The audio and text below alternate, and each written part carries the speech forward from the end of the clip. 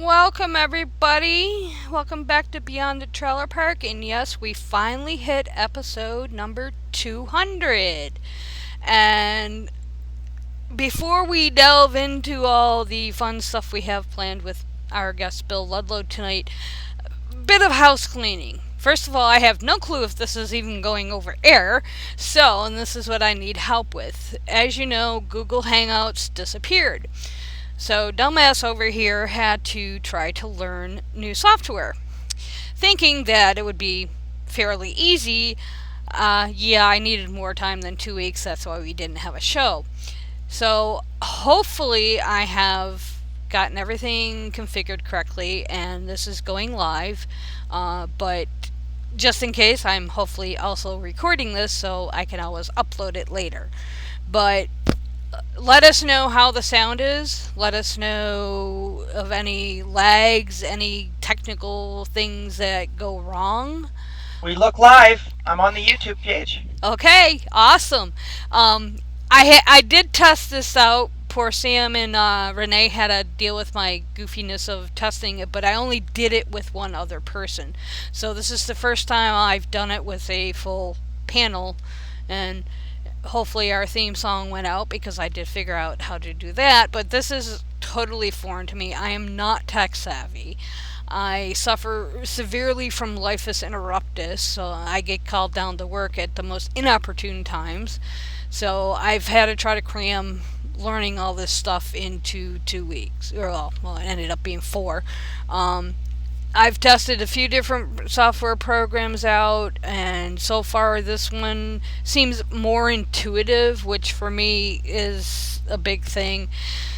I was using XSplit prior on Google Hangouts, but it was not very intuitive for me. If I can't figure it out just by pushing buttons, it's not going to stay in my head. But like I know on our sister show, Holy Crap with Shujin Tribble, he's using Discord and Streamlab OBS, but he has a static panel that doesn't change too often. I mean, he might be down one or down 2 people, or an Ed like myself, or Deb was on the show, but he'd have various guest co-hosts come in to fill out his panel. But his was static, where we have, or try to have, weekly guests where our lineup may change. So we'll see what happens. Let me know of any issues you guys notice that I might be able to attempt to fix. And if any of our listeners out there know anything about Streamlab OBS, I would greatly appreciate any help. I'm watching tutorials on YouTube up the yin yang. I have probably watched over 200 of them. I'm going a little blurry-eyed. It also goes by the name of Slobs, for those of you that might be familiar. But what we've been able to do is I've been able to pipe Skype through Streamlabs, and hopefully what you see is the 4 of us press our little logo in the middle. Eventually through OBS we can add in other bells and whistles. I haven't figured that part out yet. My priority now is just getting a live show with decent sound out, and then hopefully somewhere in the next 3 to 6 months I will have our Patreon back and Stitcher will be available, etc., etc. So, and I know a few people have PM'd me concerning making donations to the show. While I'm hesitant to do this because I do not like to mix my personal money with anything associated with the show, if you are adamant about making a donation, which I greatly appreciate, you can do it via PayPal to Dune998 at gmail.com. That is my PayPal account. And any money that is received currently will be towards the goal of getting Stitcher back. But you can ping me or ping any of the girls. They can get in touch with me if I don't get your message or I seem to be taking an inordinate amount of time to get back to you. But I I don't have any money in PayPal right now, so it will not be mixing with my personal funds. Not that I have any.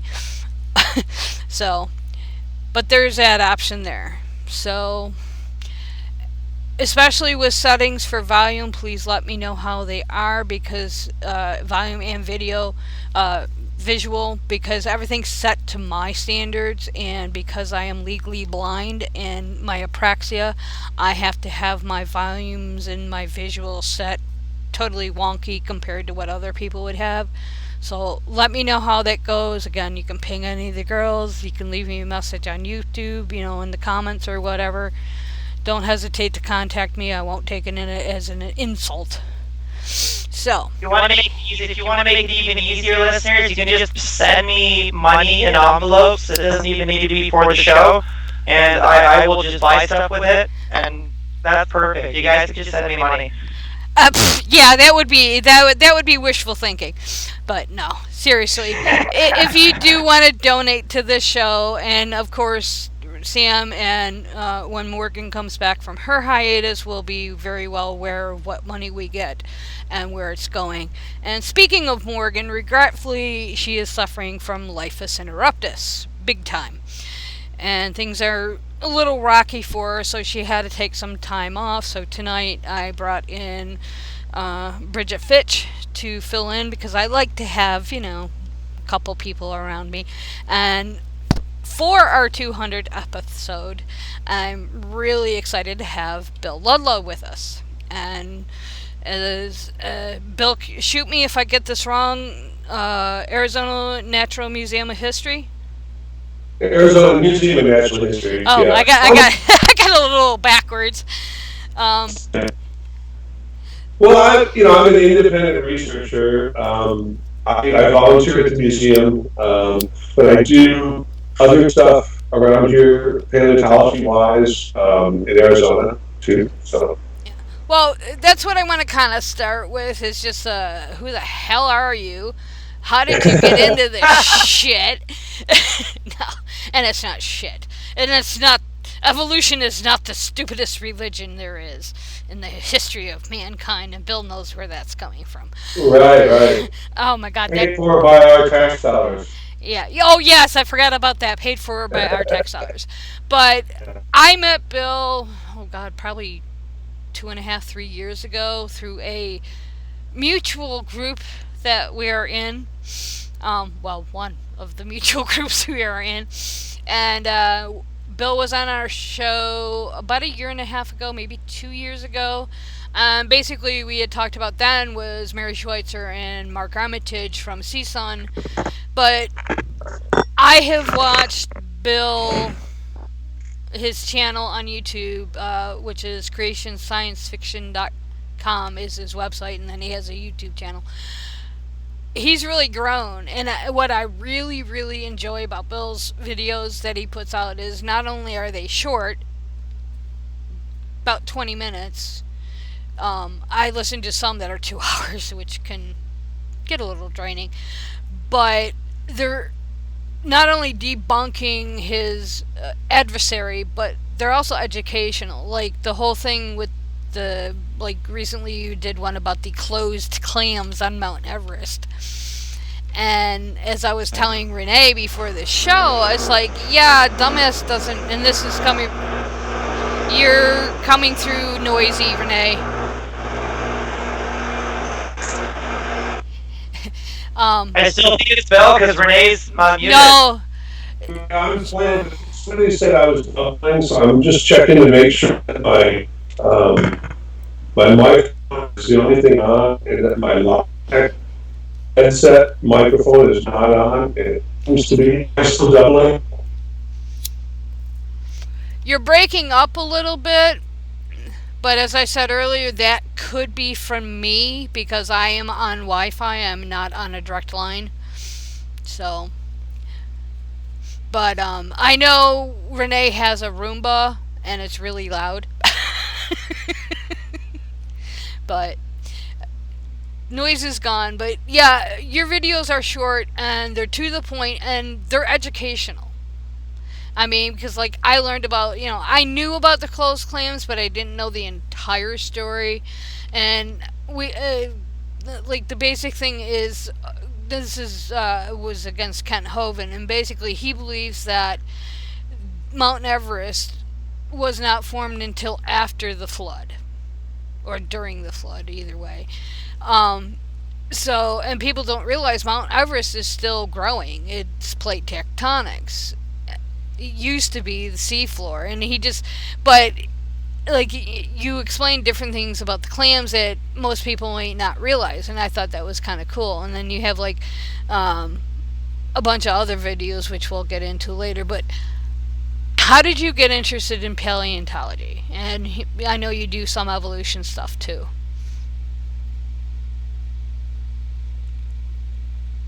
Okay, now I lost him altogether. I lost everybody. Okay. Uh, I killed the room, but just in case, I just unplugged them. okay, Poor things. I think I lost Bill. Bill, can you hear me? Oh I dear. cannot hear Bill. Okay, we lost. Let me get his. We lost you. I can see him. Mm. Are you there, Bill? Alright. Oh, okay, I can hear you now. It seems to be picking up my Logitech mic. Ah. And that's fine. If that's the case, then I can just go with it. I think I can. I just want to know, am I coming up double for people or not? What do you mean by double? People in the chat said I was coming up doubling my voice. Hmm. Echoing or whatever. So. Oh, I bet you it's coming through me. Okay. And Well, can you guys deal with it in chat? I don't have chat open, so because I don't know how to fix that yet. right. Oh wait a minute, let's try that. Still doubling. Okay, how about now? Background Here, I can try turning down the volume on this other mic. I mean that because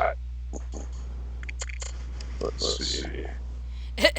Sorry, folks. It's gonna be glitchy tonight, so bear with. Yeah. How about now? Are you still hearing me? You can't hear me. I can hear you. Oh, you can hear me. Yeah, we can hear you.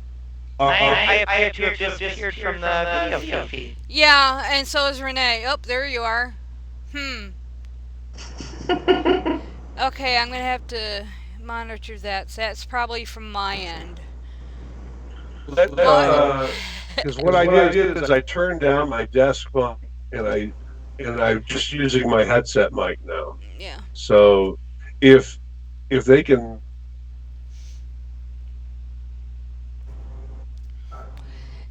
I'm just waiting more on a delay, so I'm waiting to see if they're hearing me from Yeah. in the chat. Yeah, as I said, I mean, I'm still learning this program. There are going to be some technical glitches. I apologize. All feeds except those are echoing, is what we're hearing. All feeds are echoing? Except for the host, except for you. Okay, so I bet you I know what's happening. Okay, we're going to do a little test here. It does say that I'm back, though. Okay. You guys go ahead and talk. I'm going to mute my mic. I have an idea.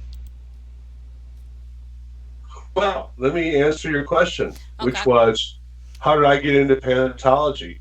I've always been like, I would say more into geology than paleontology until just, I mean, I've been a fan of fossils and things, and I started collecting some fossils and that a few years ago.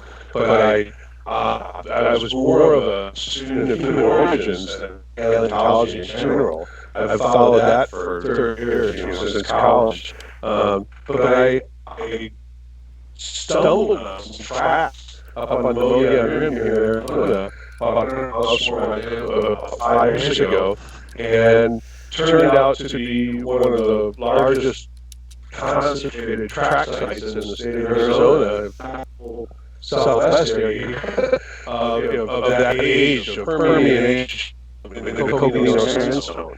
And we're now to 94 sets of 270 million year old pre-dinosaur reptile tracks that have been found at the site.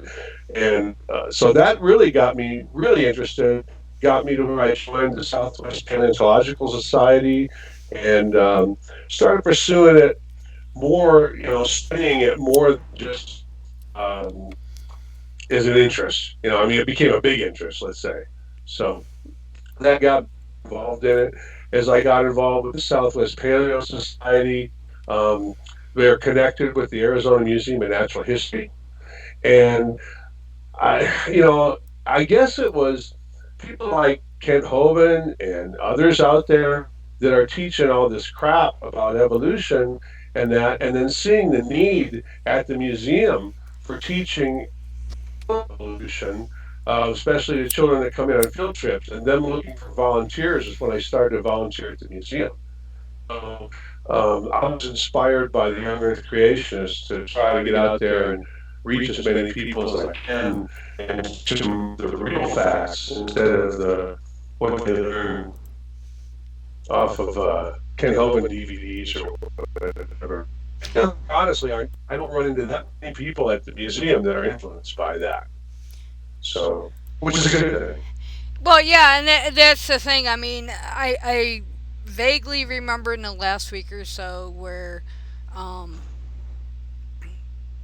the influence of creationism is declining, but it's still around 40%, 50%. So, you know, Yeah, it depends on how you look at it. I mean, I'll say sometimes that 40% of the people believe humans were created the way they are today. But when you start that 40%, maybe half of them believe that, the Earth is 6,000 years old, people were dinosaurs. So you're really down to more around 20 or 22%. So, but that's way too large of a number for sure. Yeah.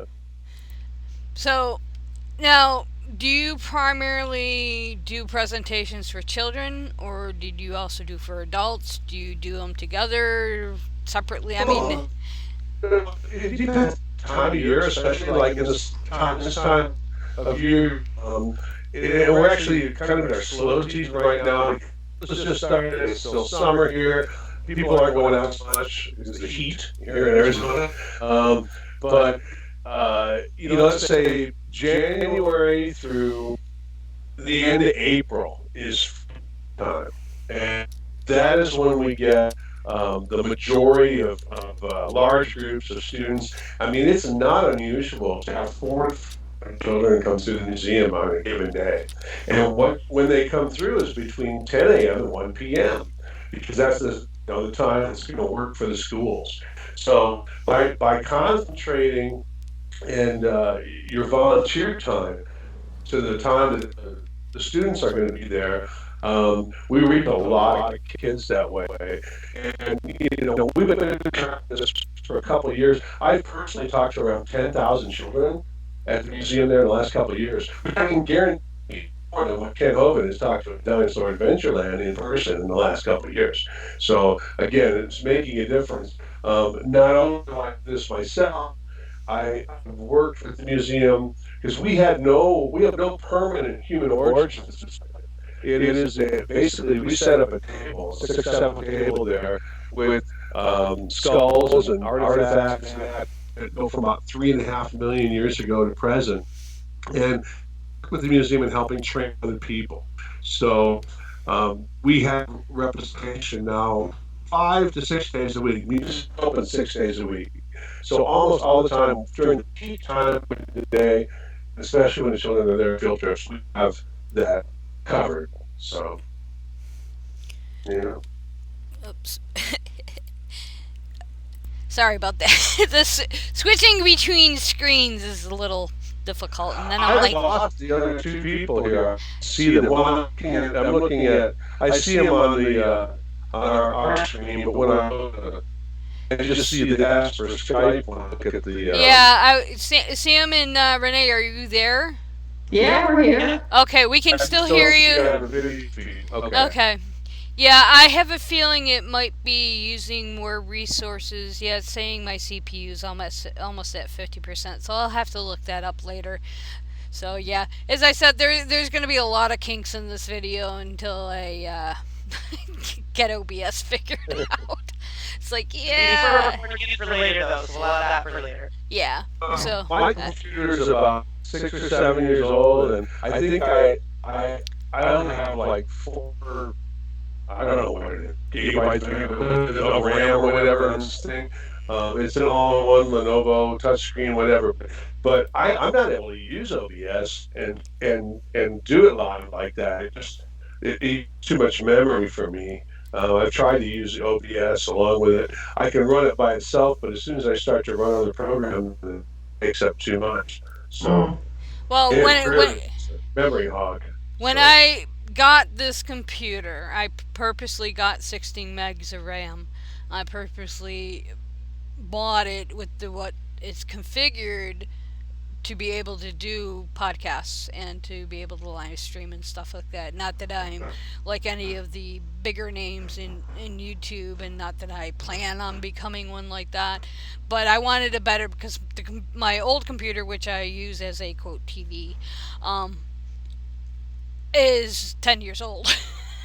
Mm. And I could barely do Google Hangouts on that. And so, yeah, I purposely, it's not so much the computer as my settings aren't perfect yet. And it's going to take me a couple tries. Like, there's a bunch of I highly recommend YouTube tutorials, although finding the right one that talks to your level of knowledge is kind of difficult. That's why I watch so many videos. But there are a bunch that talk about all the settings. So I've been going through that, but I won't know until I actually do it. And tonight's our first show in a month, so yeah, we're gonna have some growing pains tonight. But yeah, for some reason, like Sam and Renee's picture keeps appearing and disappearing, and yours keeps growing and shrinking. So yeah, I can see that watching on the YouTube I have feed. no idea why it's doing that, but Typical, they just want me not seen. Just yeah, her. no, no, no. You need to be seen and heard, my dear.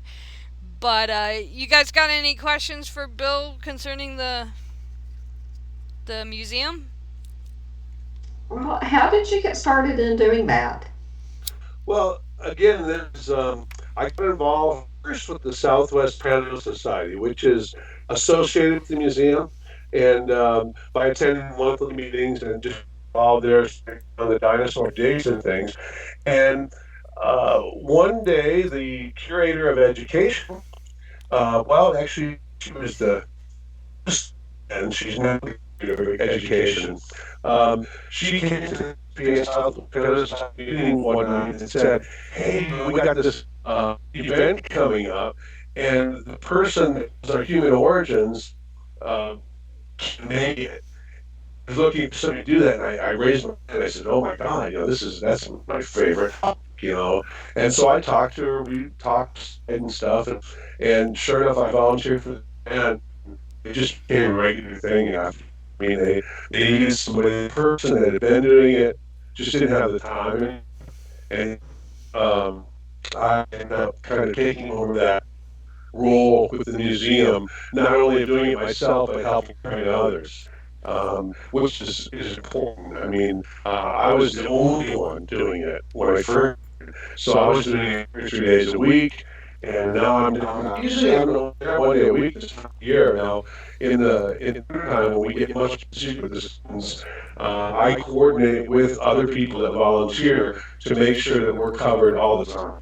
So if they make it on another day, I come in and make it on another. Another thing I do is through ResearchGate, Academia EDU, which I subscribe to those, or I can get a lot of the papers that come out, current papers on Neanderthals and Denisovans, just a lot of stuff that's related to human origins.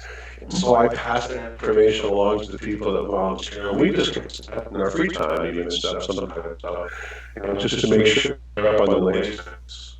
So, Yeah, yep. it seems like it'd be a dream job.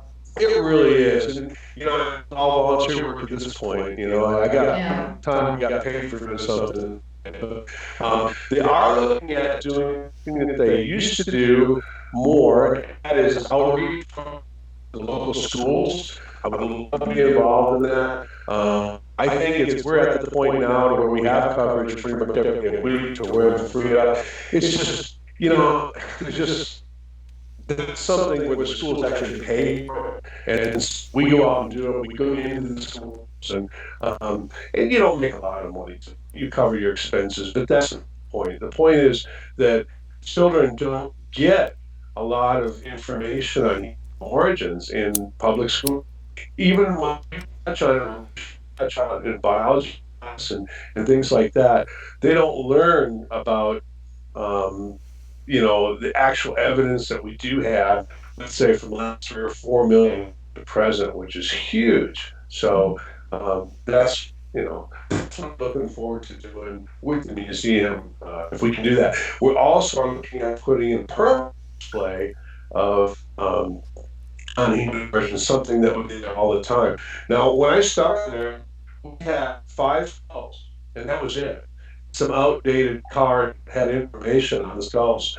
And what I did within the first 2 months of starting to volunteer there was I put together an Excel spreadsheet where I went through Bone, which is the company we purchased the skulls from. And all the skulls we use are plastic replicas, and even the artifacts we use, hand axes, spear points, things like that are plastic replicas, but for a good reason. I mean, you can't have real fossils and put them in a child's hand. Either the fossil will get damaged or the real spear point will hurt someone. So, um, plastic copies. What I did is I put together a proposal, and it was a couple thousand, maybe $2,500. Uh, this is what here's the part number, the description, the cost, and the priority from 1 to 12. And we ended up by now, as of 4 months ago, after say 2.5, 3 years, we have actually purchased everything that I have on the list now. So we've got a pretty extensive, you know, collection there, of items that, to show them from 3.5 million years to present. We have around 10, well, about 10, 11 skulls now, plus early stone tools, middle stone tools, and close points from say Native Americans to show the evolution of that too. So pretty extensive, and I've also done training videos for the other people to where we can just pass on the knowledge and kind of how we tailor the presentation to the person that's listening. We can do the same presentation to a 25-year-old student, or 20-year-old student in college, anthropology that I do to a 10-year-old that's they're on a field trip. It's totally different, Of course. but it's also interactive. I mean, how do you get the children questions? What questions do you ask? You guide them through it, and that's really important. So, I think a point that you hit on when what you were just saying is that students in school are not learning about human origins. And one of the things I found when I was, I don't remember exactly what I was working on, but it involved Ken Ham, not Ken Hovind at the time. And a lot of the teachers said that they were afraid to teach it because of the whole creation versus evolution and people like Kem Ham, and you got Kent Hovind calling it the worst religion in the history of mankind paid for by taxpayers dollars and stuff like that. So they're afraid of getting their asses sued, and I don't blame them. But the kids, like, I know back in the day, and this was during the 70s and early 80s, we didn't even touch on evolution. And I took AP biology, I took AP chem. So and granted, I went to a Christian college after I graduated from high school, and because my college was a pre med college and a pretty damn good one, yeah, they covered evolution, but they glossed over the human origins, and it's like, no. So I think a lot of teachers, well, obviously at my college there was the whole religion issue, but like, and I know talking to some teachers that in fact, some of my high school teachers that I'm still in contact with, and who I know are atheists. I mean, I didn't know that back then, but I do know now, and they're like, yeah, we were afraid of getting sued, and they find that that's still occurring, and I think that affects because I mean, you get people like, okay, Matt Powell.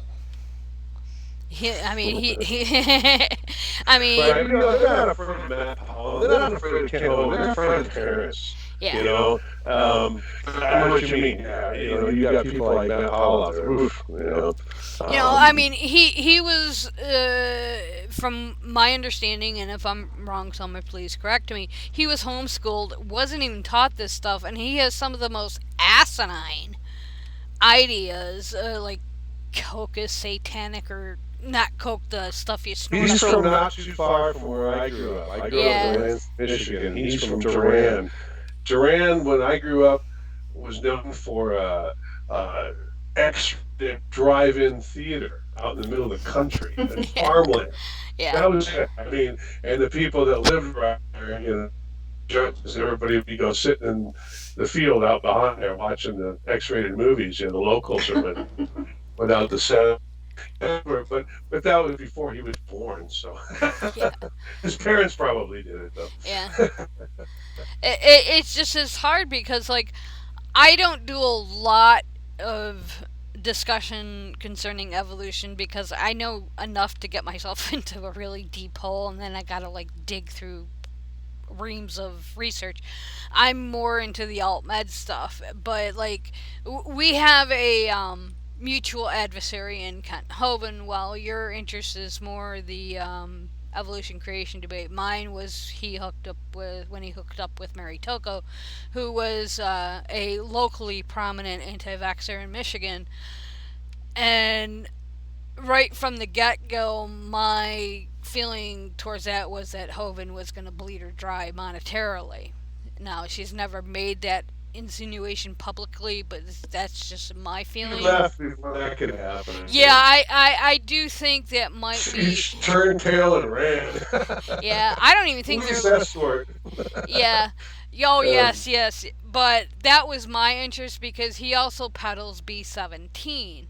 And his son Eric as well peddles it directly off of his website. In fact, 9 weeks after Hovind got out of jail, he was, saying, "Yeah, buy this from Eric," and it's like, yeah, no. So that's what piqued my interest. I mean, he did it prior to going to jail, but it never really clicked for me then because I really wasn't that vocal.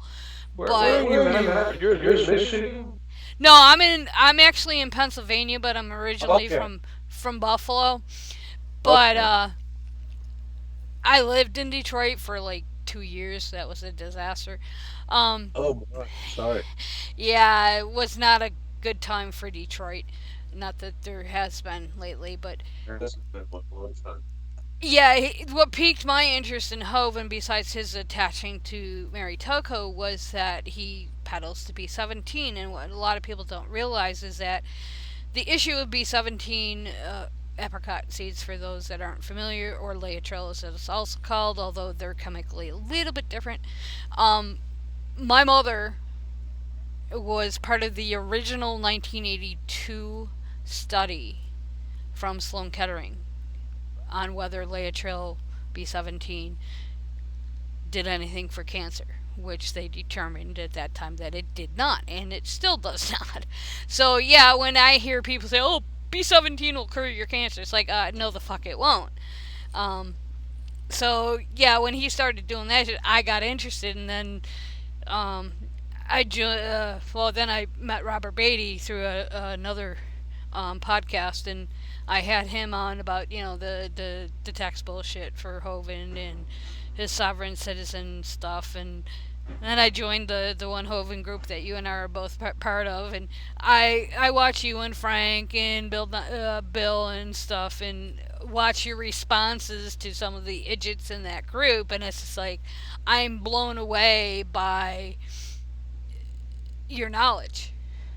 Well, It's I've just been involved in the creation evolution stuff for a long time, and it's funny because like new to YouTube, but I mean I've been on Facebook since 2009, 2008, and before that, I was involved in internet forums that talked about creation versus evolution since 1996. So I've heard every argument. I mean, I've heard them all, and it's like anymore. It's just like off the top of your head. If somebody comes up with this, it's like no, it's that, and you don't even have to look it up anymore. It just after a while you get because they use the same thing. They've been doing the same thing for 30 years. yeah. So Well, that's the thing. I mean, and one of the reasons I really don't quote debate creationism is that, well, especially in the group that we're both in, it's just such a waste of time. It's like, that was debunked about 50 years ago. So it's just like, I mean, I run into the same thing with the alt med crowd. I mean, it's just the same. In fact, I just posted an article yesterday or the day before where they compared people that are anti-GMO, creationists, anti-vaxxers, etc., and all their prats are basically the same thing. And Pratt's our points refuted 1,000 times, and it's like, so there mhm. is overlap. I'm not saying that a person that is anti-GMO might be an anti-vaxxer, etc., but they have similarities in their thought processes, and I'm amazed that, like, like within the group when I see you and Bill, etc., or you are Bill, duh. Well, both on you, but when I see you guys respond, it's just like, damn. I mean, it's blatantly obvious in some cases, especially with Frank, that they're doing it off the top of their head. It's like, I can't remember that shit. But Yeah. I know, doing, working on the piece about Ken Ham a couple years ago, it hit me how important battling this stuff is, because it's like they're trying to inject this into science classes in our schools. And Sam, I don't know if you're having the same issue up in Canada, but I mean, I look at somebody like Kent Hovind, who is also a germ theory denialist. Oh boy. Yeah, hello, but yet he, I mean, he's like so anti-science, and I was mentioning this to Renee before. I'd gotten into a discussion with a creationist who is like as bad as Kent Hovind, and he's like all anti, medicine. I'm like, then why are you wearing fucking glasses? It's like that's science. It's like, but I mean, they're trying, and like Kent Ham point blank said in one of his articles that's still on AIG. I don't have the link to it. It's a matter of authority. They could care less about the whole debate. They want theocratic control of our schools. Mm. And didn't Kim Ham, isn't he one of the ones that thought that velociraptors were vegetarian and they didn't start eating meat until Adam and Eve were kicked out of Eden? Oh, absolutely, yeah, yeah. yeah, yeah. I mean, I've got I've got his book right here, Oh, Dinosaurs of Eden, and oh, and we've got I've got let's wow. see, there's a couple good examples here. Here's T Rex.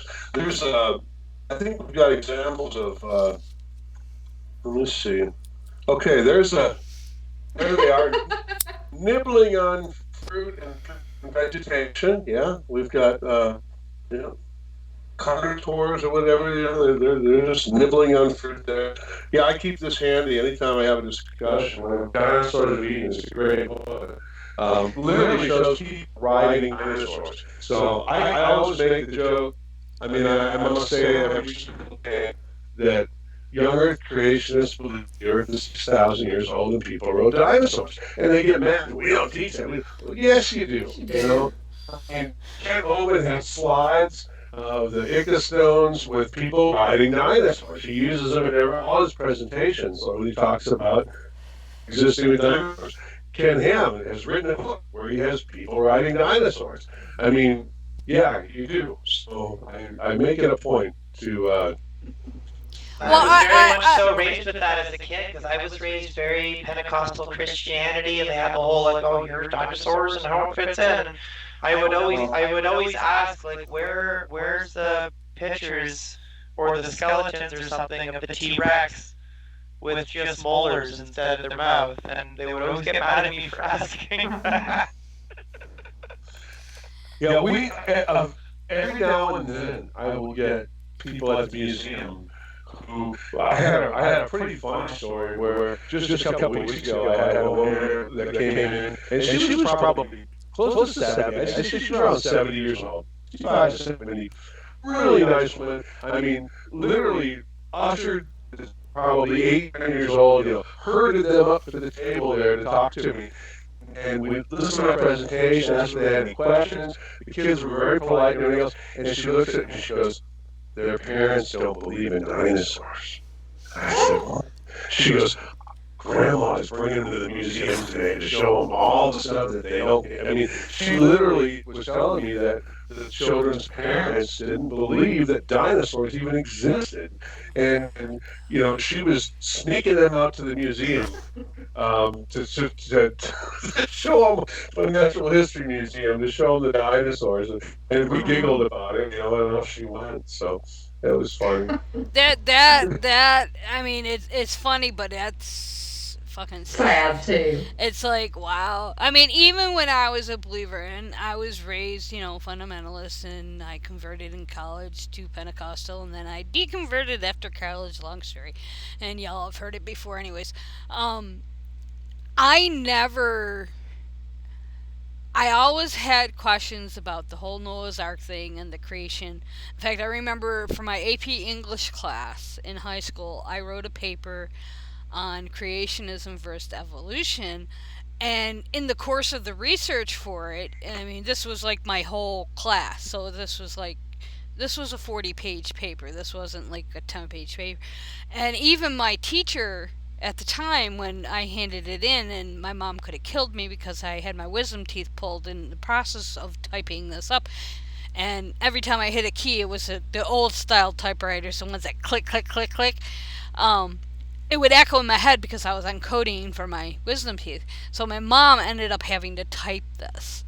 And for those of you that don't know, the way I research and write, it's kind of so my notes are not real good, and she had a hell of a time trying to type this, but she said she'd never type another paper for me. But my teacher goes, I'm surprised. You're supporting evolution.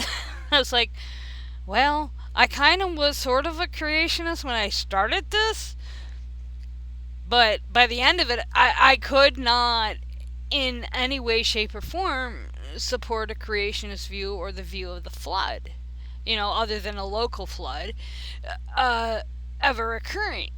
And even though it was another 15 years before I finally got out of religion altogether, I think that always stood in the back of my mind. And it's like, it's really sad when I hear that children, whether via the school they attend, whether it's, or homeschooling, don't even, have parents who are probably my age that don't even believe that dinosaurs existed. In fact, there was an article the other day about it saying, "Oh no, they were all fake. That the museums plant them in the ground to dig them up." God put those there to test our faith. No, well, yeah, there's that too as well, Sam. I mean, but I don't know. I think God put these people here to test my faith. I don't know. I think I figured it out. yeah, I'm the kid who was 7 years old in Sunday school. I mean, we went to church in more than the winter time when there was nothing else we could do. I mean, but growing up in Michigan, but I'm a kid in Sunday school. I remember being like 7 or 8 years old and being in Sunday school. My parents were in the main service. This is an Episcopalian church, um, and and they were talking about Noah's Ark, and I just was like, I was staring at the wall, thinking of something else. Going, I mean, I just didn't even believe it then. I mean, to me, it was like, there's just no way. I mean, 7 years old, I knew that there was just, it wasn't possible. So there was no way. I mean, so I guess I was forced to kind of go through all that as a child. I mean, I actually was. Uh, what do they call it? Confirmed. Just like Catholics become Mm-hmm. confirmed, Episcopalians do too, Mm-hmm. at about 12 years old. And I thought it was cool because I got to leave public school at 12 o'clock every Wednesday for a while, to do out of these confirmation classes or whatever. So I went ahead and did it. And I was confirmed by the bishop and everything, but the whole time I'm like, I didn't believe it. Yeah, Deb and I always used to joke because her deconversion, we used to joke that it took her one day, it took me 10 fucking years. But I mean, I'm as close to a PK as one can be without being a PK, and for the PK is preacher's kid. I mean, my Okay. my dad and my mother both were presidents of our home church, and they were very active and yada yada yada. I've done missionary trips, and basically, I should have been a preacher's kid, but I wasn't. So I was pretty heavily into it, and then when I purposely went to college initially to become a preacher.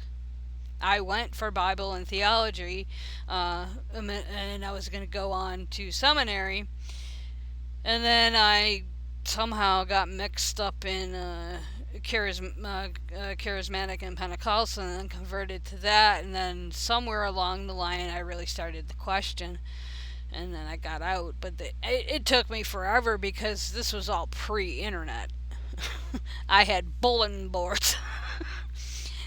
And, you know, I have said in the past, if Richard Dawkins had wrote his book back in 1993 ish, instead of when he did write it in 2006, I probably would have done it in one night, because what he wrote, even though I had been out for 20 years by then, by the time I actually read it, because I didn't read it until like 2015, I probably would have done it in one night because everything he said made a lot of sense to me. But it was like, it was a very slow, arduous process, but I never ever doubted science, ever.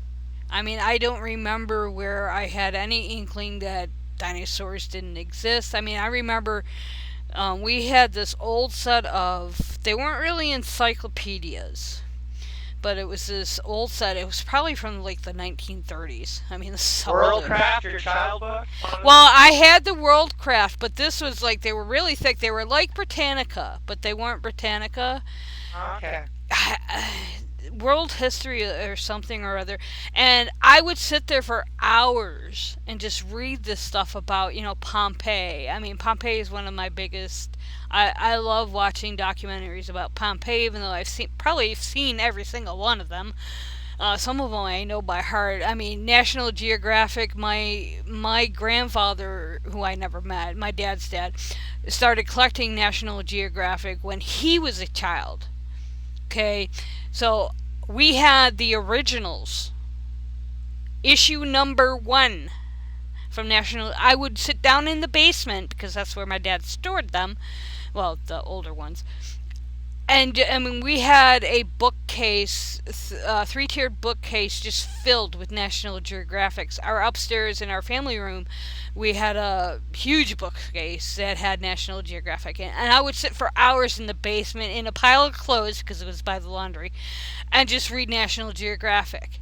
So I just don't, I can't figure out how parents who would be about my age could teach their kids that dinosaurs didn't exist. It's like, I don't understand it. Do you have any insight into that, Bill? No, I don't. I don't understand the mindset at all. I just don't. I mean, having grown up with that, I don't understand the mindset at all. You have to be set on denying so many things in order to preserve your belief. And I think that's one of the reasons. One of the things that I'm doing, I've got coming up starting in September 2nd. And, I've got a Monday night show about leaving young Earth creationism. I talked to so many people over the last few months that were raised young Earth creationists that left. And some of them are still Christians or theists. Other ones are atheists. Is gonna run the whole range of that. But that I've got coming up, he's an atheist now, but he was uh, literally has an annual or a life pass to the working camp in the Creation Museum. Just a few years ago, he was a young creationist who, when he started college, and his family gave him this. A member of his family, that was an aunt or uncle, somebody gave him the pass. I mean, he lived in that part of the country, and was a hardcore young creationist. And by the time he got to college and started taking other classes and things like that, I realized, wrong years. And the turning point for him, interestingly enough, was the Bill Nye can Ham debate. So that was just what, That was a huge one 2014? for me too, though. That was a huge one for me. I had already been out for ages as an atheist, but just having the the facts simplified for those of us who maybe did go to school, take biology like I did, and just to have everything simplified for that crowd the way he did Mm-hmm. was just beautiful. Like he made a universal sort of like standard almost for debating this shit. It was kind of nice. So. Yeah, yeah. So that was, and but he's going to be my first guest. Well, the thing is now is that he is actually the chief executive officer, or what do they call him now, of the Secular Humanist Association for Greater Phoenix, this area, based out of Mesa, Arizona here. I mean, he went so extreme in the other direction. I mean, where he became an atheist activist, and and I think we'll find out, in interviewing him, that he was so extreme the other way before that that's one of the reasons that he's so extreme the opposite way now is he wants to try to prevent that from happening to other people. So it's just amazing, And like I said, I've got people coming up that are still Christians, but no longer young Earth creationists. And that's the thing about. I mean, the way that I try to approach it, I used to be much more of an anti-theist. I'm not much as an anti-theist anymore. That doesn't mean I accept religion anymore. It means the approach that I'm taking to address the problem of young Earth creationism has changed. You know, I try not to be as antagonistic with people. There are some people out there that uh, and it's not to say that I don't mock them. I do mock them occasionally, but at the same time, uh, I don't mock Christians that don't believe in young Earth creation. Well, And I think.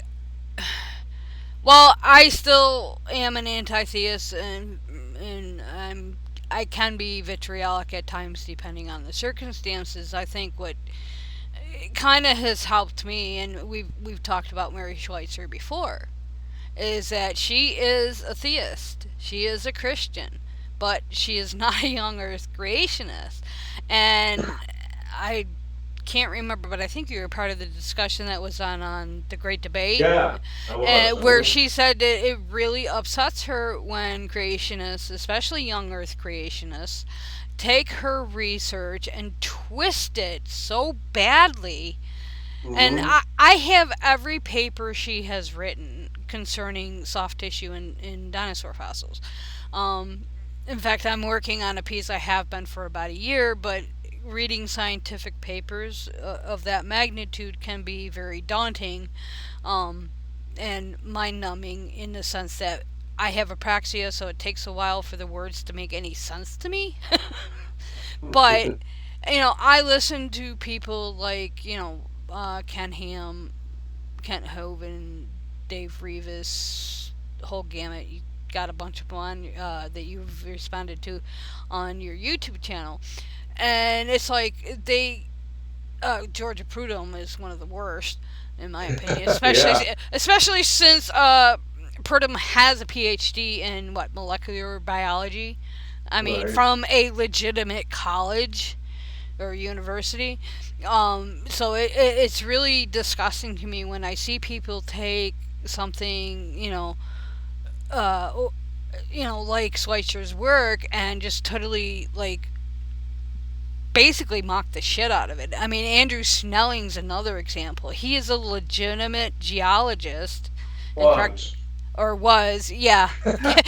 Until you sign the agreement with Yeah. AGIG. Yeah, Uh, and then I mean, if you were to read the few papers that he has out there for legitimate journals and scientific journals, the science is solid. If I mean, from my lay perspective, but then he gets hooked up with AIG, and I think he wasn't he with Creation Science Institute too, it's hard to CSI. say. He may have been. A lot of those guys just kind of shift around. Yeah, wherever You they can know, make a buck. right? Like Jason Lyle, he was with several different ones, and then he went out and started his own now. Yeah. So they're looking. They're the reason that they're doing it is he didn't make it as a geologist. Okay, he wasn't successful as a geologist. He was a Christian, and he saw an opportunity to make a living selling young creationism. So that's why he's doing it now, and they'll go wherever they have to go. Well, and that brings me to the question I was actually leading into. Do you think people like him, like Ken Hovind's in a sort of a different category by himself for me, anyways. But people like him and Jason Lyle, do you think they actually believe what they peddle, or are they just saying it to make a buck? Like you said, selling creationism. Well, it's a good point because somebody like Hovind, I mean, he's just like you said, he's out there by himself. He has no qualifications. He has no degree in any field that he speaks in. I mean, his doctorate that he did get was in theology, even though he only paid for it. He didn't actually go to school for it. But people like Lyle or like Snelling or Steve Austin, those guys, that have legitimate degrees, or Dr. Purdom, in an area of science, although she doesn't usually talk about things that relate to her degree. But they had to have answered the questions on those tests correctly in order to get those degrees. Mm-hmm. They had to have gone to school and learned the things required to get those degrees. Now, they're not using that today.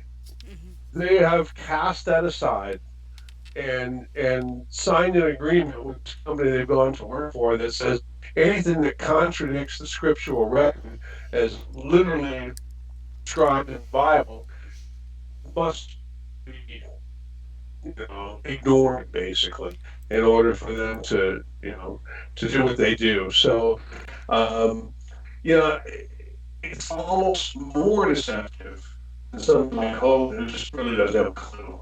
You know, I actually brought this up with the Geological Society of America when I'm a member, and I wrote to the ethics committee and I said, "You've got people, Steve Austin, that list Mm-hmm. in their bios, that they are members of this organization. They claim an affiliation with the Geological Society of America." And I said, the Geological Society lists in its full guidelines or whatever that we don't teach young Earth creation. We teach science. They literally state right in there that that it's not acceptable. And yet you've got people out there that pay their membership fee every year and list as an affiliation. I said, can we cast that out? And the response I got back from the GSA, well, it's not. it's not, you know, we can't control what they teach. Well, same time, you're saying in your ethical guidelines that it's not ethical. So we'll see. I'm going to be at the GSA National Convention here in Phoenix next month, and I'm going to try to talk to some of those people if they attend.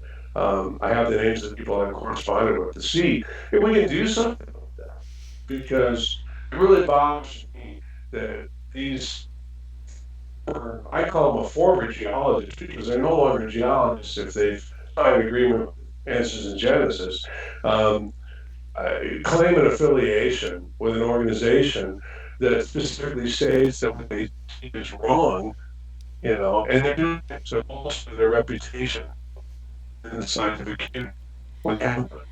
Well, I know I did a piece on Jonathan Wells, um, and he is a Mooney who specifically got his doctorate in one of the related fields I can't remember off the top of my head, specifically so he could debunk evolution.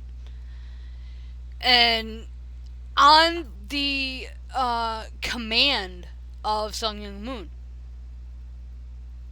I mean, Wow. I mean, he was. I didn't know that about him. I didn't Yeah, know he, he I mean, I've actually seen went. his name a couple of times. Yeah. Yeah, he's not well known. He's not like a Ken Hovind or Ken Ham, who's always in the news. But he's put out 2 books, well, 3 books I think now. And his last book, which was written I think in 2009, and it's just a bunch of fucking prats. I mean, this is stuff that even I can debunk. Okay, this is how, I won't say low level, but it didn't take me, well, it took me a long time to put it together, but it didn't take me long to find the information to debunk his things. I mean, it was like he used the evolution of the horse hoof, and he, of course, he attacked the peppered moss, which is the Kettlewell experiment, which is one of my, besides Mary Schweitzer's work, as far as evolution goes, it was the peppered moth has always been a topic for me. I love reading shit about the peppered moth, but you know, your typical prats, and it's like, but how honest is this guy gonna be when he purposely went and got his PhD just to debunk evolution on the say so of his religious leader? And it just, I mean, well, as I said, I put Hovind into a different category because there are a lot of mainstream Christian, that don't accept his views. Um, but people like Ken Ham and Dave Rivas and Uh, Jason Lyle, I mean, I don't understand. Well, I can see Ken Ham because he really doesn't have a degree related to it, but like Jason Lyle, I mean, people like him, people like Purdom. I just can't understand that they can lie for Jesus with no qualms about it. I mean, it just blows my mind. So I'm looking forward to your new show, which we'll get into in a bit. But so your website, yeah. as I said in the beginning, I find it very useful because I don't have TV. I have internet radio. Everything I do is based on the internet. I couldn't afford to get cable. I wasn't going to pay $90 to watch 2 hours of TV a week. I work second Mhm. shift, so I don't get home till sometimes 11 o'clock at night, depending on what day of the week it is. And I sleep during the day, so really, and the only thing I ever watched was news, and I wasn't paying $90 a month to watch news channels, especially the way lamestream is going. It's like, yeah, no. Um, so everything I do is on the internet, and I watch a lot of actual documentaries, real documentaries, Mhm.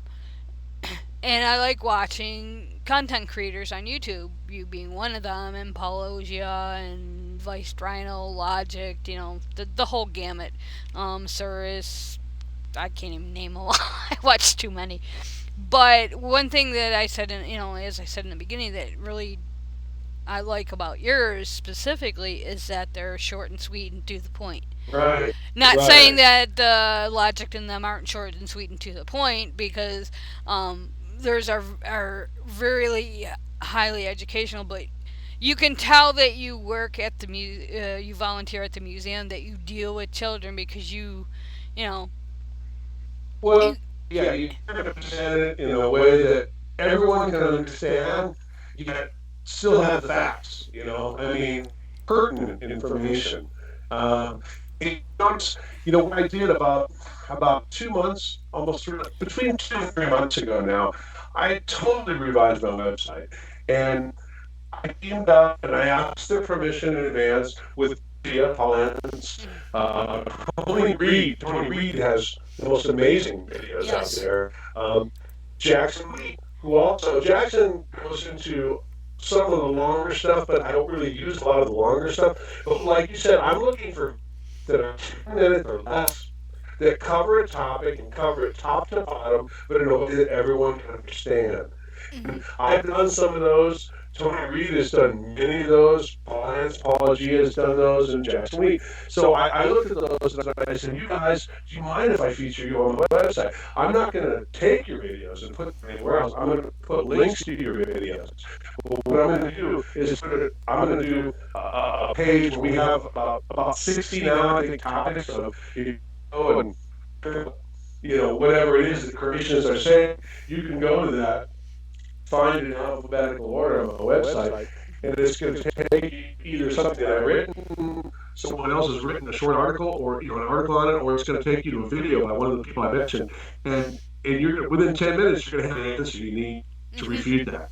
Hmm. And that's my goal. And I mean, I hope to, within the next few months, have it up to 100 topics. I mean, everything I've been trying to tell people, send me what you don't have. I'll make a video on it, I'll find something on it, and we're going to list it there. To where, Talk Origins was a really good source 15 years ago. The internet has changed since Hmm. then. And it's not well organized, and it's not easy to find that stuff. You Google it and you don't find it through there. You can't really go to the website and negotiate, through it. I mean, to navigate through it, I should say, to find answers. So what I'm trying to do is find something that's modern, it's easy to navigate, and you can get an answer right away. You can have the answer in 10 to 15 minutes. You don't have to listen to something. And then I've also put some of my favorite lectures, especially on human origins, and documentaries on everything from the universe, to whatever, or early civilizations, and just everything. So, and I mean, I would spend like 20 or 25 hours a week for a month doing it, putting this together and screening things, listening to everything that's on there I listen to. And Hmm. it's not just like I'm putting up a blind link to something. I've approved it. I'm a big deal, but I mean, I've approved this. I've listened to it. It's legit. And I think if you listen to it, you're going to benefit from it. So, Well, yeah, that's been I like a the labor fact of that love for me. I like the fact that you've actually, and I'm not saying other people don't, that you actually do listen to it, because that's one of my biggest things is uh, a couple people, oh, you don't know the other side, and it's like, yeah, no. I mean, if I throw a link up, especially on my Facebook page or Twitter, depending on which one, I do on both. But it's like I've actually watched that video. I have watched Pelosia's entire library. I'm working through Vice Rhinos right now, and there's Aaron Did you know that Vice Rhino is what do you call it when you take the anagram. letter? Yeah, for Eric Hovind. Yeah. Yes, yeah, I knew that. Okay. Yeah, but like I have listened to these people, and from my layman's perspective, my understanding of the science, and based on what um, experts I have read, I think the information that's presented is pretty solid. Do I always agree with everything? No. There was one video I think Arn put out that I didn't quite agree with him, but it was more a matter of perspective than it was on the legitimacy of what he was saying. But I still thought it was a good video. And of course, we all approach our atheism from a different perspective. Like as you said, you're not as much of an anti-theist now, where I still am, and I'm going through another angry atheist phase. I seem to go through those every so often. You So, know, I probably should explain why. And if I tell a theist why I'm not so much an anti-theist anymore, they probably won't like it. I mhm, mean, um, and I one of the things that I'm going to start to do, and it will probably take me a year. Um, I'm probably going to do about one video a month on it, but I've committed to doing it. Is the science of religion? I took a course through the University of Alberta, I believe it was, a couple of years ago on that. They're no longer offering it. Um, it opened my eye. I mean, it's almost like I'm not an atheist because I can't blame people for being atheists. I mean, the reason that there are so many theists is that we, it's we mhm. evolved that way. Yes. Evolved to where a lot of people, majority of the population, has that propensity. I won't say that program because that would imply a programmer, but they have propensity to believe in religion um, as a result of evolution. Mhm. So how can it be so such an adamant anti-theist when I believe that it's a product of evolution and it's out of their control? Yeah. Yeah. So, but I that doesn't mean mean, I accept theism any more than I used I to. mean, I have no issue with a private individual, whether they believe or don't believe, whether they're into witchcraft or Wicca or whatever their belief system may be. I have no issue with a private individual. I have problems when I have preachers getting up in the pulpit, yes, you, Stephen Anderson, stating that I should be executed by the government. I have a problem with that. When you try to legislate Sam out of existence, although Sam's Canadian, but Sam and others like Sam out of existence, or that it's okay to discriminate against somebody based on their sexual. I have a problem with it, and then I take a different tack. But a private individual, I have no issue with. Like Oh my. yeah, no, and I totally agree with you that. And as far as them trying to legislate their morality on others, I'm 100% against that. You Yeah. know, and Anderson happens to be a local figure here where I live. I mean, on Friday nights, I'm usually about 2 miles from where his small church is. So we have to deal with that, and I actually had several, I mean, probably 10 people on my Facebook friends list that I knew from this area that I didn't know from what we're discussing now, that I knew from the music industry or other things who had liked his church page. And I personally wrote to every single one of those people and said, do you understand what he's about? Do you understand what he's doing? Why do you like this page? And you know what? About 8 of them said, thank you, because I really realized that, I mean, I got invited to like this page by so and so and whatever like that, and they don't anymore. And the other two that defended him are gone. I Yeah. don't talk to them anymore. Well, So, it's like I said when we did our well, actually it was 2 episodes. In fact, D Holmes was with us for both, and on the NIFB, I've been tracking Steve Anderson since 2012, 2013, uh, and for the same bullshit he's pulling now. So he's been on my radar for quite a few years, and you know, so yeah, it's funny because I met D through Robert and everybody else. We all seem to be connected socially through this one website, which is funny, right? through God Discussion, which is no longer, and it's sad because I really like that podcast, although I wouldn't be able to listen to it live anymore. But yeah, I mean, it's like when people like that, or like Mike Huckabee, or well, when Sarah Palin was, in the news, or people like Rick Perry, when they start to legislate shit, or Moscow Mitch, and you know, yeah, then I'm going to get in your face because I'm sorry, I have just as much of a right to be alive as you do. But yeah, so yeah, it depends on the tack. It depends on the person on how far I go. But I think what with your website, the way you approach it, you approach your videos, is you're not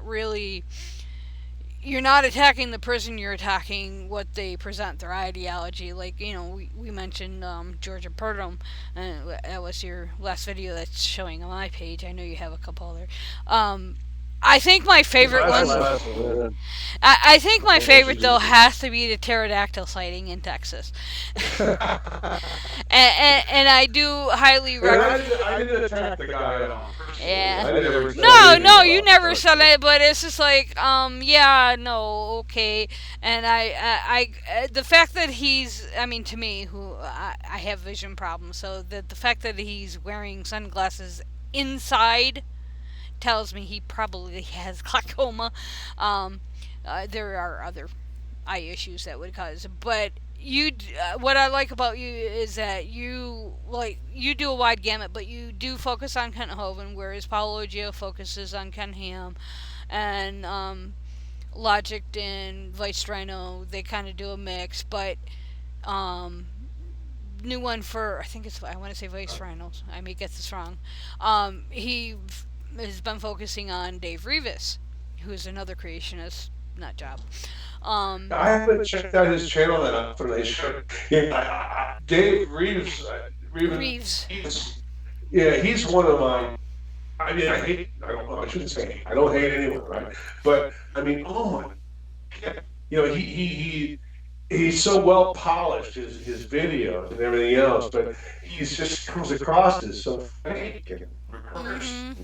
and everything. And I've done a few on him, but it's funny because like Apologia I mean, I know that he focuses on uh, Ken Ham's weekly show, so I never talk about that. Now, I've been on his show a couple times, Mm-hmm. Yes, I but know. I I've won't do watched any, them.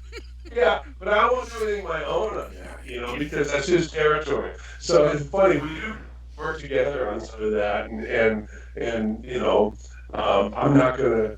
I know that he's probably going to do a video about it, so I'm not. Now, the one thing I did on Georgia this time, that wasn't on the weekly show. That was a lecture she did on something. I didn't even take the entire lecture. I just chose the talked about, paleontology and geology. I mean, I'm going to the whole notice flood how many animals are on the ark thing. I mean, that's a stupid argument. You can just prove this argument. I mean, it never happened. So, Well, why sit there I and think yeah. what was concerning the Purdom video, she spoke on paleontology and geology. Her degree is in molecular biology. Right. Yeah, let's speak about something that we have minimal schooling in. I mean, granted, I think you're in the same boat as I am. In fact, you might have more education in it. I mean, I'm all self-taught. Everything, I yeah, I did chemistry and biology in high school and college, but beyond that, I everything else is, I do take MOOC classes on evolution and stuff on occasion, but if I need to learn about something, I have to go and read as much of the relevant material I can find, and if I have time, I will take a MOOC class to learn more. But I mean, she's got nothing in paleontology, nothing in geology, beyond maybe introductory classes. Well, and it's really interesting that she just basically parrots what Andrew Snelling says or Michael Ord says. These people that work for Ken Ham or have worked for him in the past, she just parrots that information. Um, she's learned what she needs to say to get through that part of it. But like you said, she has no background in it at all. So Well, well, the parroting. I mean, and that's the thing. I don't know if it was you. It might have been Paul. Might have been Waste Rhino. I get you all confused when I watch as many videos as I watch probably 4 hours of video a day. Usually at night because I get home from work at 10 o'clock at night, and by the time I'm ready to go to bed, it's 4 o'clock in the morning. So, True um, story. yeah, yeah, I don't unwind very easy, especially if we've been busy. But is that they're all repeating the same thing over and over and over again. And it has And it's been for shit 30 that's or 40 been. years. Yeah, and I have listened to, regretfully, most of Kent Hovind's stuff since he's been out of prison. Okay? Back in the day, I was a Kent Hovind fanatic. Okay? I knew everything. In fact, even one of our commenters in chat brought this up that he um, knew the seminars. It's like, um, Let me ask you something. Can I ask you something? But I mean, have you noticed in the last 6 months, um, he has gotten more arrogant, more condescending, and more dismissive of the other side than ever before? I mean, in the last 6 months, I would say can we 6 months say to a year. B17? You think? Yeah, could be.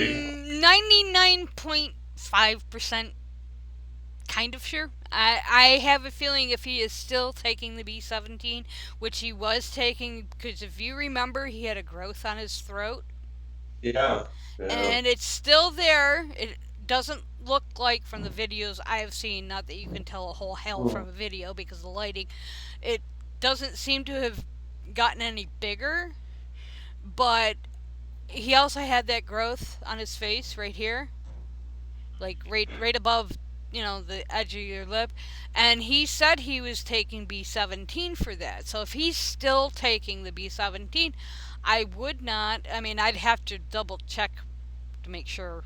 You know, it could be from I that. don't know. It seems like he's almost. It used to be that he did well rehearsed presentation. You look at his old DVDs, old videos, whatever, and but he came across as a bit arrogant. But he came across as concise, and he was rehearsed, and I mean he had a good presentation. Anymore, he just repeats the same nonsense at the beginning of every video. He's condescending. He laughs at people. He just makes the same stupid joke over and over. And he's just playing to his already established audience. He's not out there to try to reach anybody new. And he's not reaching anybody.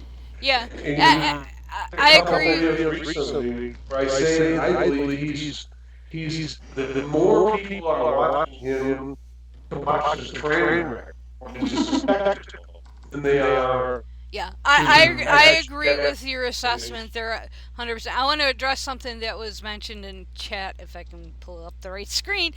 This is, Grant writes, he asked me if us, if we've watched the Vice Rhinos videos addressing Matt Powell. I have watched it, and I find them quite well done because I find Matt Powell very what's the absurd. I watched one of them because I honestly was looking at. I saw Matt Paul's video. I said, "Oh, I can make a response to this," and then I saw that it had done. So I did watch this first one and watched the one since that. I figured someone's already done this. So yeah. Well, you bring up a good point, and this is something I run into. Like, I don't create a lot of content. Generally, as I said, I focus on alt med, and the problem with that is it's very, for lack of better word, research intensive, or as I like to call it, doing a literature review, because I'm not researching, I'm not in a lab. You have a problem with that word. But I'm like, oh shit. So and so did, it's like, you guys are stealing all the good stuff. So I'm trying. I keep catching myself. I'm going through like different creationist channels to find something to respond on because, one thing Deb and I had talked about before her passing was she used to do what's called creation moments, and it was I can't remember the guy's name now. I get his newsletter now, but she would respond to some of his stuff, and he was out of Canada. I'm gonna say Sparrow is his last name, but and now Deb is not a sciencey type person. Anytime we would do any type of sciencey or science related, it generally fell on me to kind of lead the discussion, which was fine. But so for her to be able to debunk, like I was saying, for me to, like with Jonathan Wells to debunk him, it was fairly easy, for lack of better. But she would, I mean, because his arguments were just so outrageous. I mean, bad, outrageous. I mean, so yeah, it's just, but Is that those creation moments that would come up and that there was a website that put those out every single day, creation yeah, moment thing? yep. But what Grant said in chat was that oh, where'd it go? I lost it. Uh, Basically that all of us that are content creators, podcasters, bloggers, etc., we all have a different niche, and and that's what I find. You've met that niche, and you're now trying to do more with it. Paul has his niche with AIG stuff, and I really do like when he does, like he recently did a takedown on William and Lane Craig, who is a former adjunct professor of mine. Yeah. Wow. Yes, he was an adjunct professor, not specifically at my college, but he, I don't want to say preached. What's the word I'm looking? Lectured at my college, and of course for my class, I was required to go listen to him. And I have not. I don't like William Lane Craig. I don't hate him. I find him a very deceitful, dishonest individual, and so I have a 30-year history as far as that goes, but it's just like, so he's been doing that, and then you are focusing kind of sort of on Hovind, but you have other things more bringing the science to the people, and then you got Vice Rhino Logic and anybody I've Well, forgotten. um I heard do a video on Ken Owen for a long time. In fact, when I did my debate with him, and then I he made a couple little videos in response or whatever, just a little couple of videos in response, and I didn't talk about him for a long, long time. I mean, almost a year, almost. And I decided I'm going to make. Here I have less than 1,000 subscribers, but I mean, I'm just going to make some videos, and pick topics that didn't need to be covered, maybe some topics that other people hadn't. And but it's funny because some point along the line, I made a video about something outrageous that he said, and he did a response to me.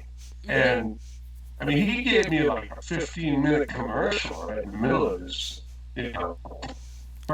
his I mean, where he went to my website, and he posted all these pictures to my website and everything else. He gave me like 1,000 subscribers.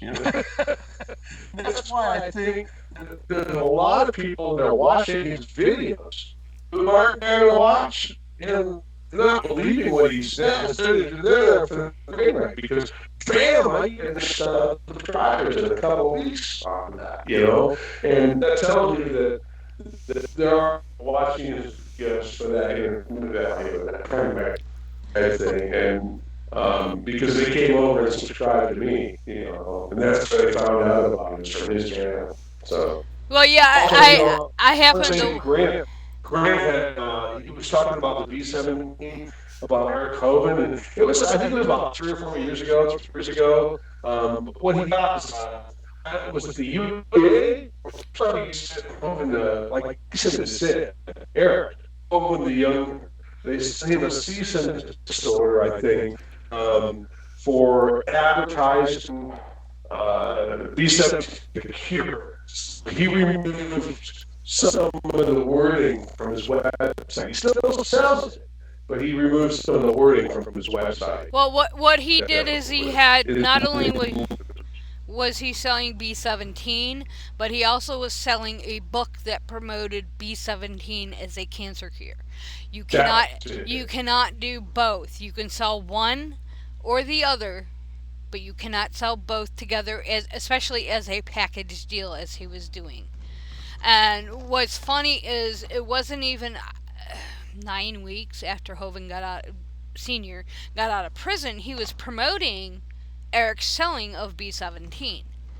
And yeah, Before they kicked him out of the house. yeah, Right. this was before the divorce and the falling out, and I really don't understand Right. all that. Yeah. And being that I was didn't speak to my parents for 20 years, I have a little sympathy there because it's got to be hard on both of them. But that's as far as my sympathy goes. But yeah, it's crazy that it's something like, and they're supposedly Christians, but I don't know. Yeah. But anyways, but yeah, I think that's what makes, especially the new round of YouTube content creators and the various programs that allow us to do it. Like, as I said, I'm trying to learn OBS. You guys are getting the first test run of us of Beyond the Trailer Park using this program because, as I said in the beginning of the show, I am not tech It savvy. is. You We know. lost you. Oh, can you hear me now? Oh, okay. Yeah.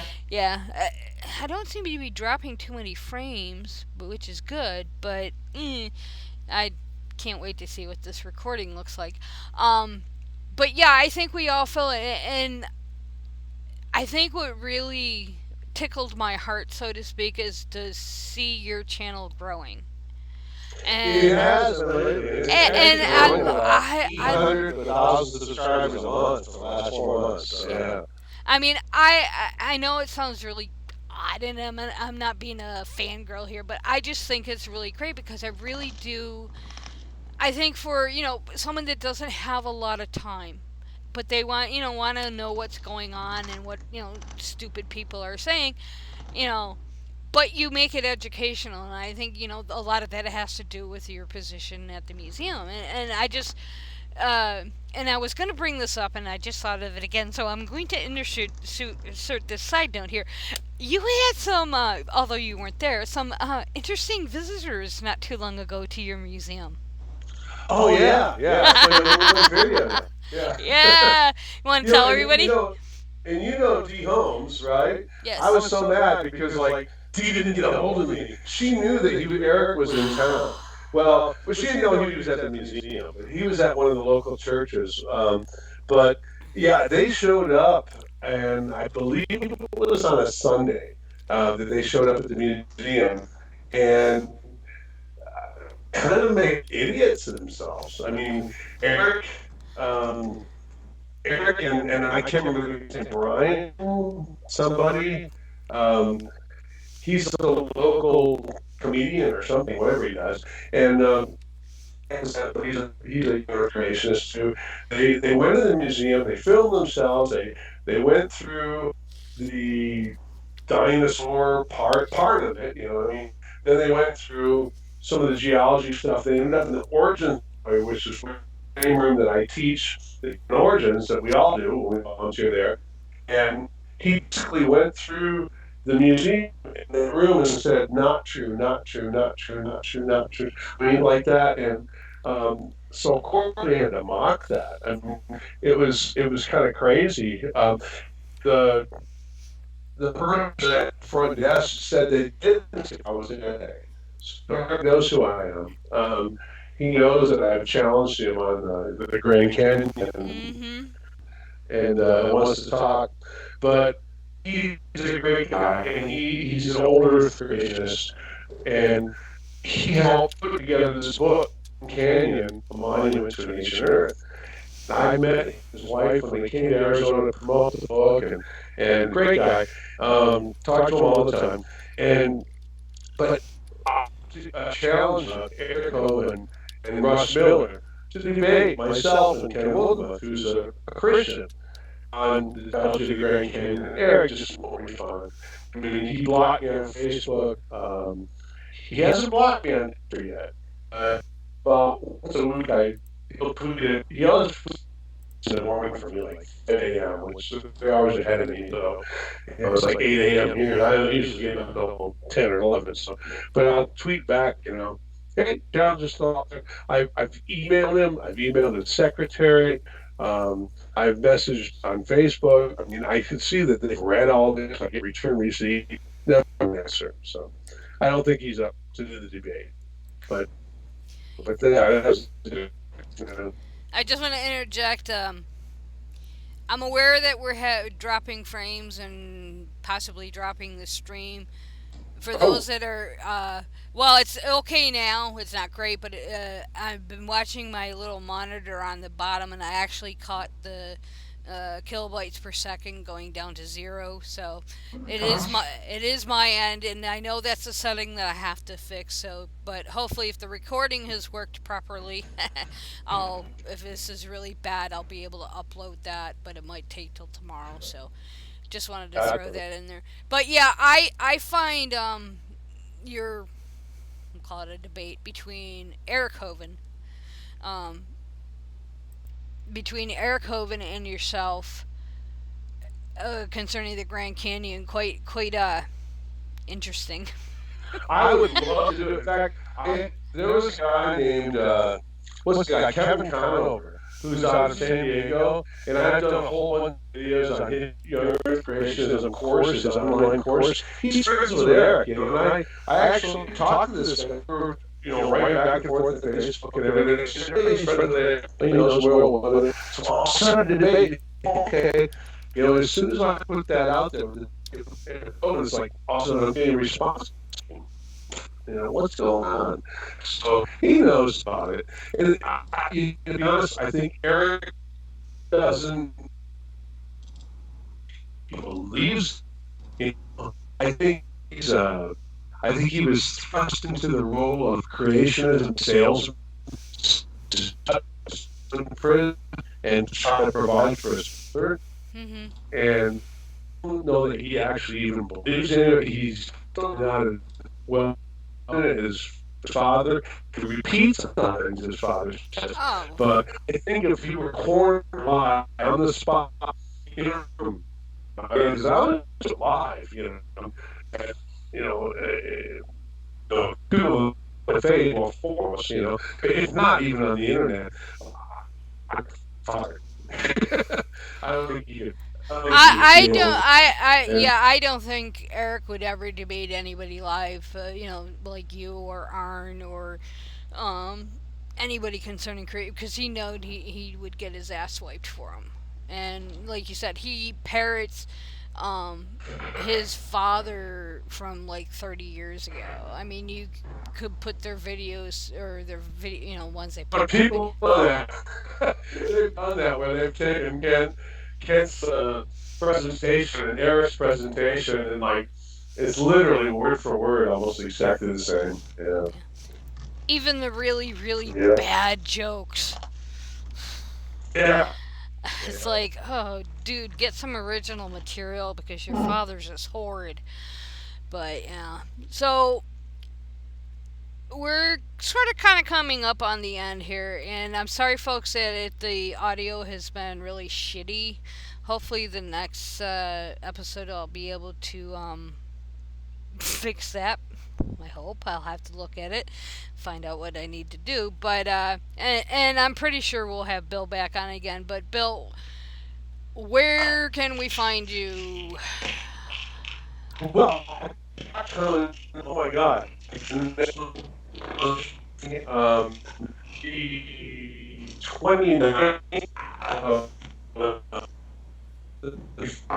first of this last month, I'm going to be at Triassic or Russell City in northeastern Arizona, the Southwest Paleontological Society. Um, that's going to be we're looking for early dinosaur stuff.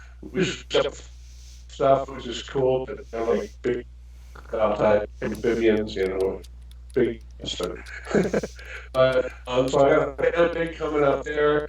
Going to be at the New Mexico Museum of Natural History in early September, and go up there to see some fossils that we found back in May, Arizona, and I'm doing a presentation on September 25th. 25th at the Geological Society of America National Convention right here in Phoenix. Fossils we found the base of the Arizona, about 90 miles, 85 miles from where I live. The oldest extensive Permian track site, state of Arizona, and I didn't discover. I discovered there were 7 million years old. About 285 to 200 million year old rift found with freshwater souls and birds and coppers, whatever. So I'm going to go to discuss some of that good facts of fossils. I was able to I have to photograph fossils, and I'm get in here that another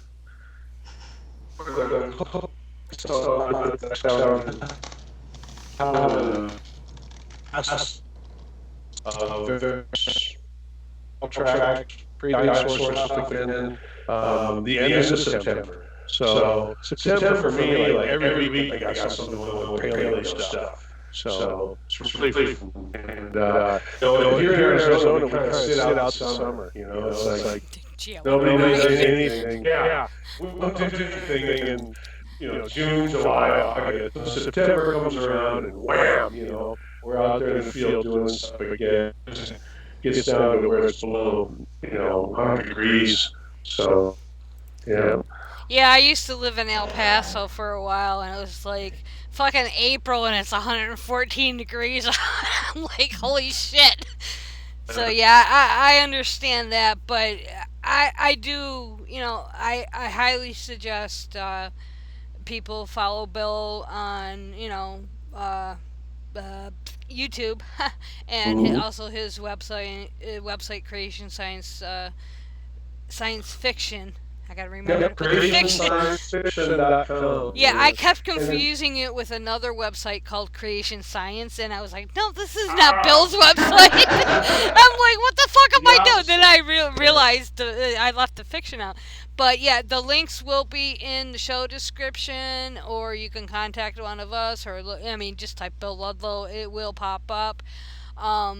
Yeah, I find what you do, Bill, fascinating, and I do find it educational. And for the amount of videos and podcasts that I do listen to, you're one of the first ones. You're in the top 10, and I find I just maybe it's because of my fascination with Hovind and shit like that, but I do find it really fun to listen to, and I love the fact that your website is growing and your YouTube channel is growing, and I know you're getting under Kent's skin.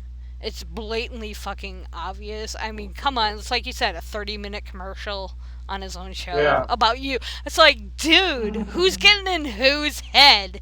I mean, yeah, do I think about the people? Okay, I can say the same thing. I mean, Poop Cult Lady. Okay, I've been tracking her for, God, almost 2.5 years now. But it's like when I'm away from it, yeah, I do sometimes think about it because, something mundane or just totally asinine that she says or does. And I'll mull it over. But it's not like my whole life is not Poop Cult Lady.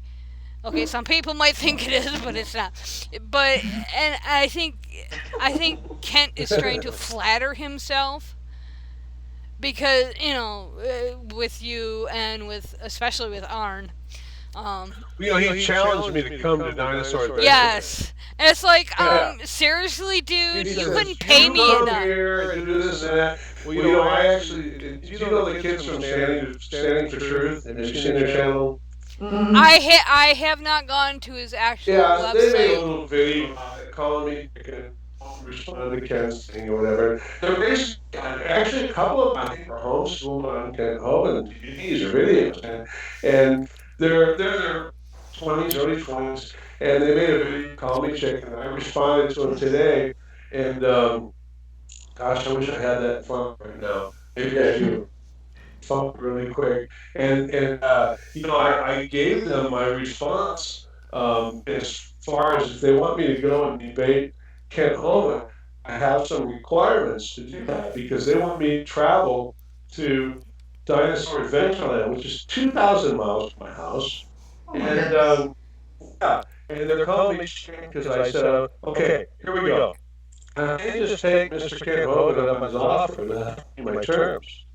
Mhm. All expenses paid both ways. Kent Mhm. says that organizations that want him to go to them do this all the time, so that would be fair. Mhm. Lodging off site. I wouldn't feel comfortable staying at his cult compound. Mm-mm. And I'm a bodyguard. I don't think that's out of the question. I get to pick the topic.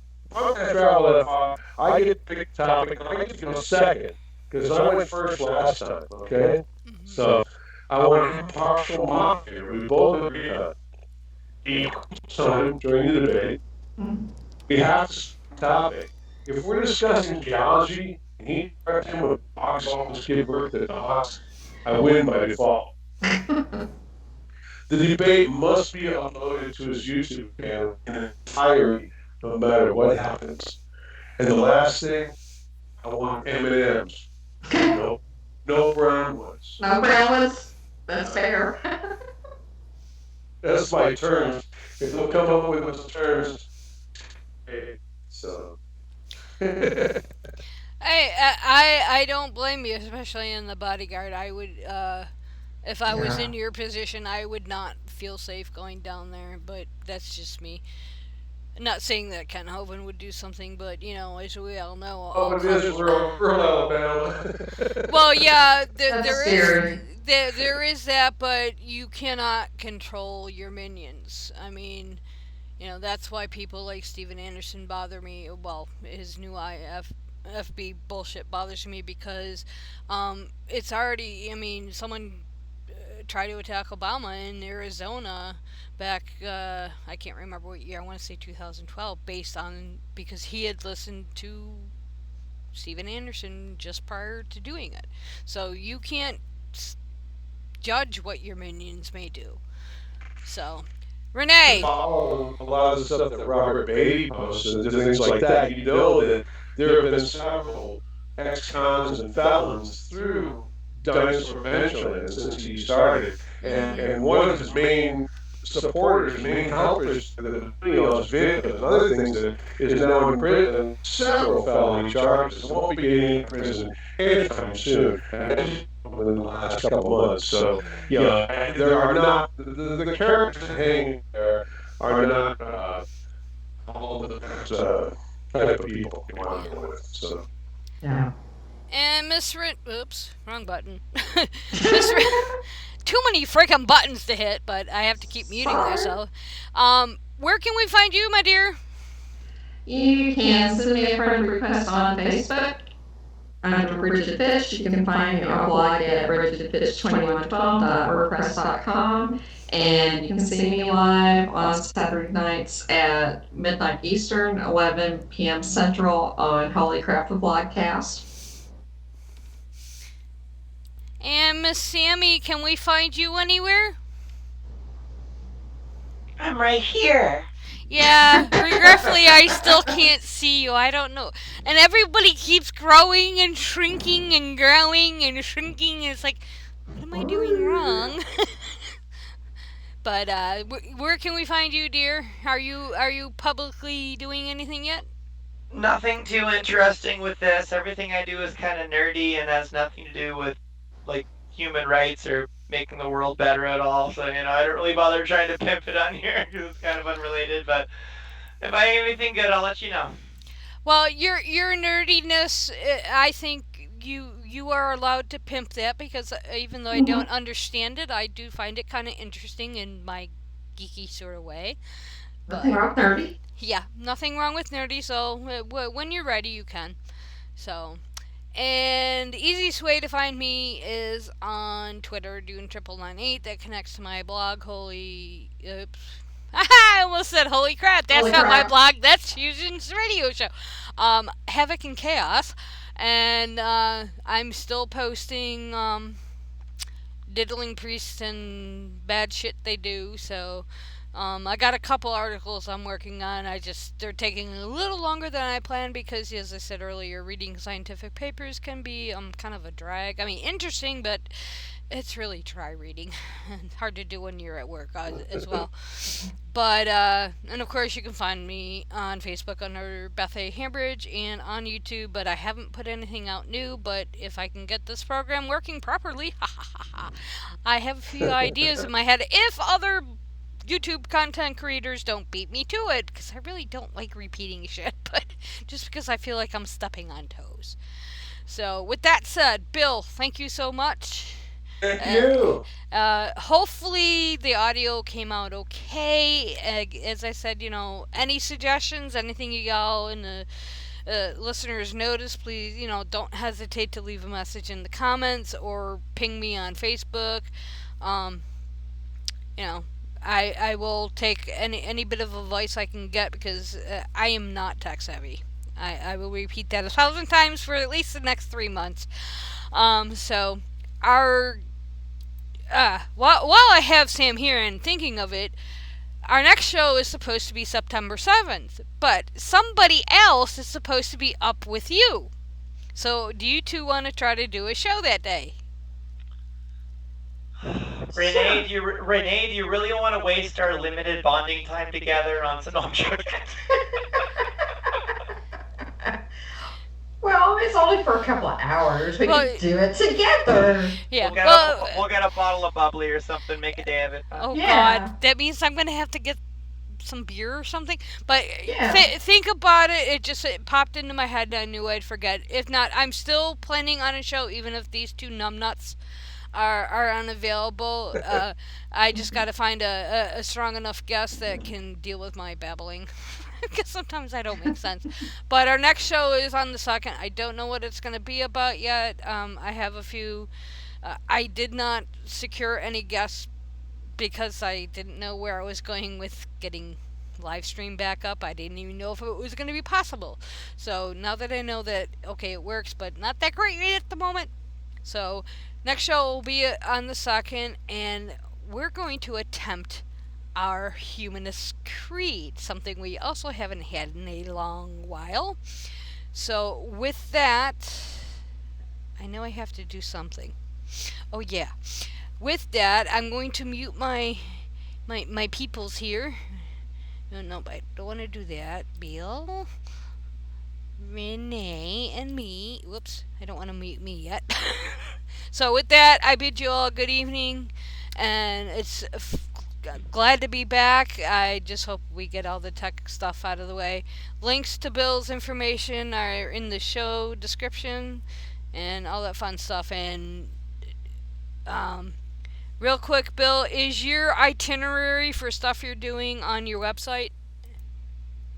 I have a blog. I usually post about that stuff there. Not only maybe a little in advance, but I always cover like all the paleo digs and stuff.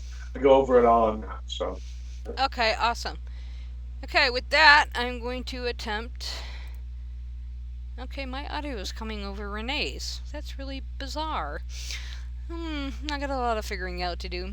With that, I leave you all with the humanist creed, I hope. I know the truth and power of reason and of rational thinking, and I will use them to my advantage. I know the truth and power of educating myself and of expanding my intellectual boundaries, and I will educate myself.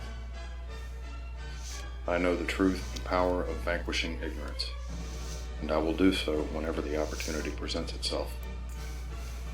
I know the truth and power of morality without supervision, and of true and accurate righteousness.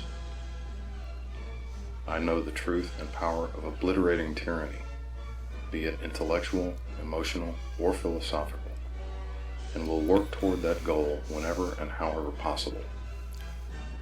I know the truth and power of human ingenuity.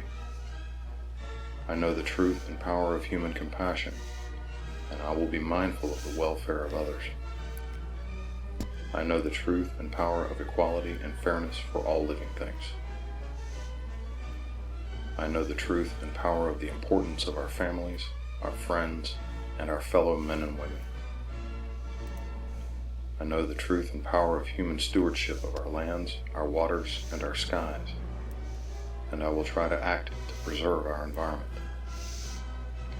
I know the truth and power of the sciences of mathematics, of physics, and of chemistry, and of the important role of these disciplines in understanding the workings of this cosmos. I know the truth and power of the rejection of all notions or beliefs that reside in the supernatural or the superstitious, and of those notions or beliefs that we are not supposed to be able to explain. And I know that these rejections are necessary for humankind's survival.